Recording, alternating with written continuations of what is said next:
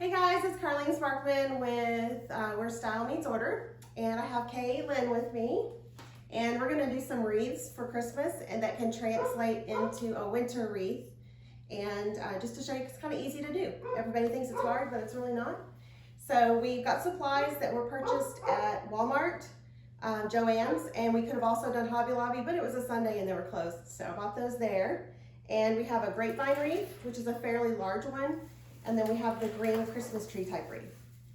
And purchased picks, floral picks that are winter themed. There's this one that has the little berries, and then we have some jingle bells, some little burlap ones, and then some snowflakes. So these, I really just took the wreath and set it on the shopping cart and just kind of stuck things on it to see what it looked like, instead of trying to figure out how many I wanted without knowing what it would look like on the wreath. So we'll just go ahead and get started. These are actually one of my favorite things. These are bows from Walmart. And if anybody can make great bows, good for you. I can't do it. I've tried many, many times. It's not a skill I have, so I get them from there. They're $8, and they have a nice long ribbon, so you can cut it to the length you want it to be. So I have a couple of those to pick from. And we're kind of going with a farmhouse style on the grapevine wreath, and then we might do just more of a Christmassy, kind of more festive, traditional one here. So really what we do is just take the pieces. I'll let you help, Kaylin. Okay. And she's here to help me, just to show you that you don't have to have a lot of experience with crafting to be able to make a really pretty wreath. It's really pretty simple. Just can be a little intimidating to most people. Okay, so I'm gonna take these, they're kind of flat, kind of plain. So I'm gonna put those down first. And we're really just gonna lay them out. And then she's gonna start putting these in between the icy ones. So you put your flat ones down first. They don't have quite as much interest. And then you would put the more fancy ones in between, kind of on top. And once I get them spaced the way I want them, I just stick them in there, really. They've got a wire, so you can bend it a little bit. And if you want it to be a permanent wreath where you don't change parts of it out, just hot glue them in there. And I typically will hot glue down, I'll stick it in and then hot glue it down by the base so that these are still free. You know, the leaves and icy parts can still stick out. See, it's not hard. Super easy. Yeah. Look how festive. We need one more of those. So we'll actually try that. So here's what it looks like when you just place all those in there. And then again, if you wanted to make these more permanent, you could lay them flat. And they have the little berries, so we have the little berries showing. And then we're gonna put a bow at the very top of this one. So you could do the red shimmery bow to make it more Christmassy. And then we've got the little jingle bells that we can add around the center. And I'll show you how to do that. And then we'll transition it into winter. I like to have a wreath up all year round. So being able to have things that transition into the next season, you don't have to have quite as many wreaths. And it's fun to use the same one and just kind of change it up a little bit. So here, Kaylin, here's some fishing line. Thank you. There you go. And you can use floral wire. There's lots of options. I just had this handy. My son fishes, so I snagged his line. Her son's actually my son's fishing partner. They're on a fishing team together, so I had to steal the line. So I'm just gonna put 3 little bells on there and just tie it. Tie a knot, nothing fancy. Double it so they don't come off. And then we can either tie them on, or we can hot glue them if you want it to be permanent. Don't hot glue anything you don't want to be on there all the time. If you want to change it out, you'll have to just put it in there with wire. So here's some floral wire. Ooh, that's gonna be super pretty. It's gonna be a little hard to tie it in there, so we're gonna use some wire. There you go. Did you get it under? Mm-hmm. I couldn't get it under there, over here. So you can stick it underneath the branch and tie it on, or I'm gonna do it with floral wire. I got the green, doesn't show up as much as the silver will. You just thread it through the bell. Whoops, and don't drop it. And then you just place it on there. And if you get it long enough, you can just tie it around the back, or you can even attach it to one of the little branches. I'm just gonna put that in there. This is just to add a little bit of green, red to go with the green, so it's more Christmassy. There we go. So we probably do 4 of these on the sides. So we have here and here, have a little bit of red on both spots. And the reason for that is it just makes it kind of be more even with the red and the green. So this would transition you, when you remove the red, we're gonna put on some white, some icy pieces, and that will just move it into winter. So what I did is I went to the store and found something that kind of inspired me that I thought was really pretty and kind of went with that theme. So really you can go to the store, find, say you like the green, turquoise, and pink colors for Christmas.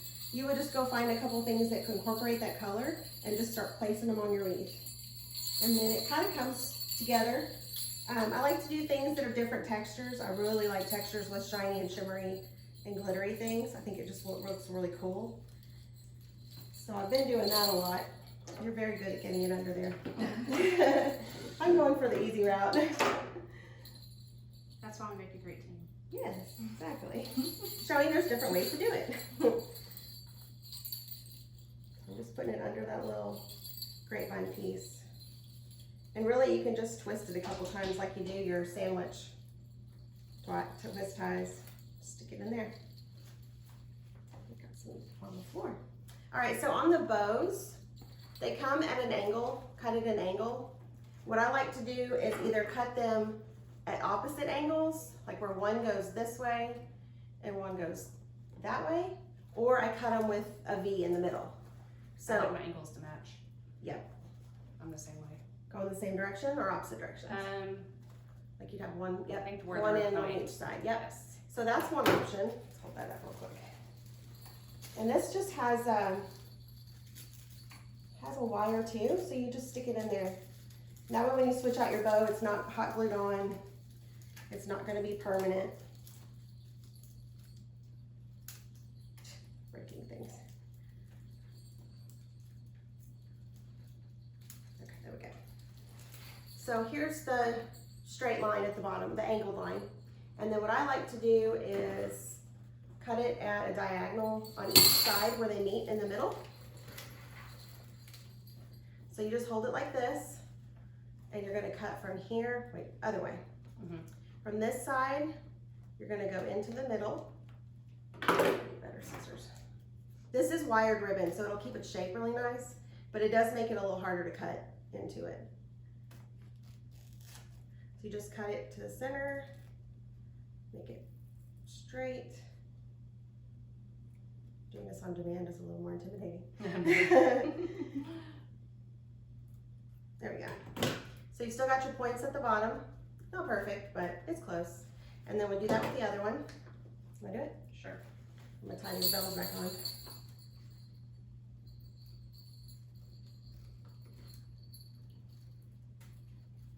Yeah, that's not too hard. We can just cut them off when we transition. Once you get past the wire, that makes it a little bit easier. So what I typically do when I make a wreath, I go ahead and hang it up, and then I cut my ribbon. Then it looks the same. I'm a little bit of a symmetrical person when it comes to ribbons, so I would cut them to be the same length after I put it up on the door. Okay, so we're going to transition this to winter, and at the same time I want to show you how you could do this on a smaller wreath. Because not everybody wants a big one on their door. Yeah, we'll take off the bells. I'm gonna put this on. So she's taking off the bells, and we're gonna leave the greenery because it is wintry. Where are your pink scissors? Oh wait, actually These there are, we go. yeah, these are probably good. And this will go over there.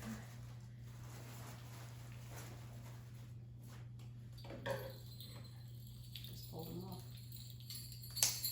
Yeah, I didn't put them on very tight.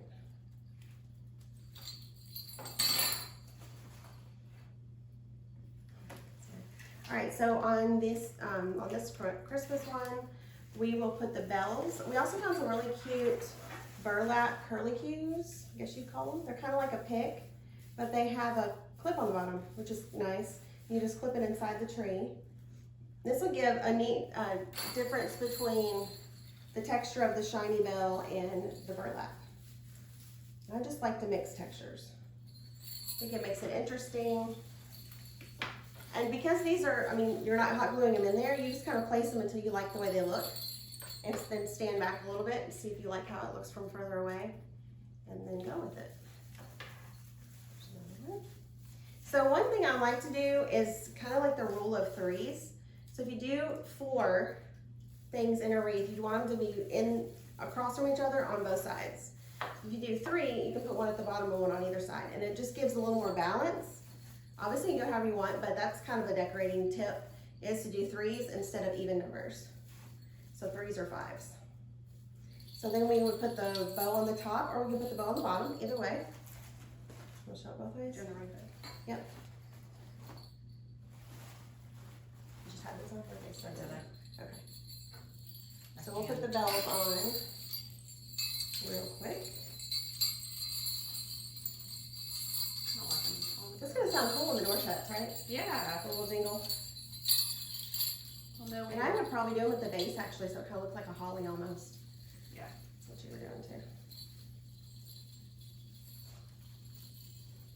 Luckily, I don't need my reading glasses for this yet, but give me a couple years. I may need them.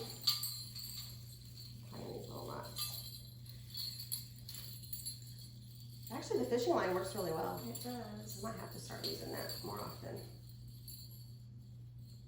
So the little burlap picks were $1.50 at Walmart, and the bells were $3 for, I believe, the dozen, maybe a little more. So we got a really short one. So put it in the middle there.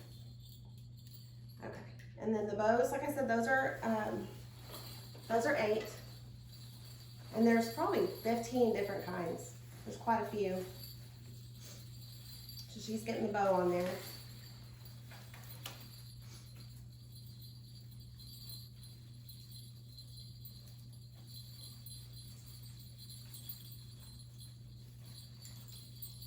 Maybe.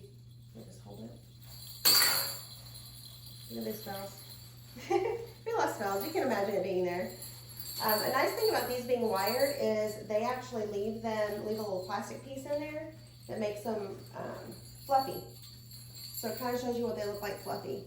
And I usually just take these out and then fluff each ribbon in the bow. Just puff each one out.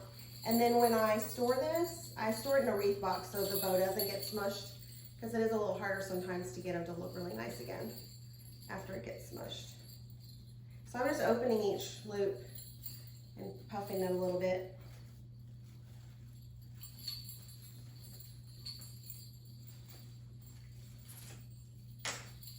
I just love these bows. I have them on wreaths, I have them on garland, and I always have one on my hood above my range, and it's just really pretty. I like the ribbons hanging down, not too much because husband will run into them when he's cooking, but it just kind of gives a nice little, there you go. And we could add more if we wanted, just kind of get it up there and see how you like it. You can go more ornate or simple, whatever your style is. So there's a different version of a Christmas one, and we're going to transition this one to winter.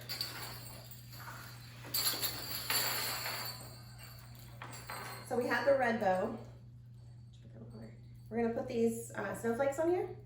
These I got at Joann's. They were $7, but then they were on sale. So I thought they were really unique. I hadn't seen these before. They just clip on.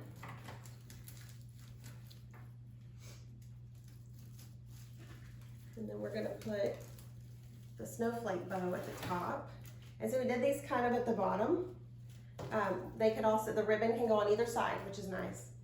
Keeps it from hiding that snowflake, but we could also put them in different places if we wanted to.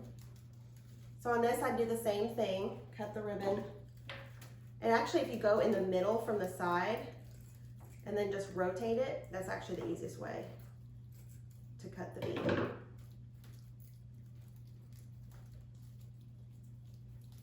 And I just match it in length. There we go. So we just transitioned that pretty quickly to a winter wreath.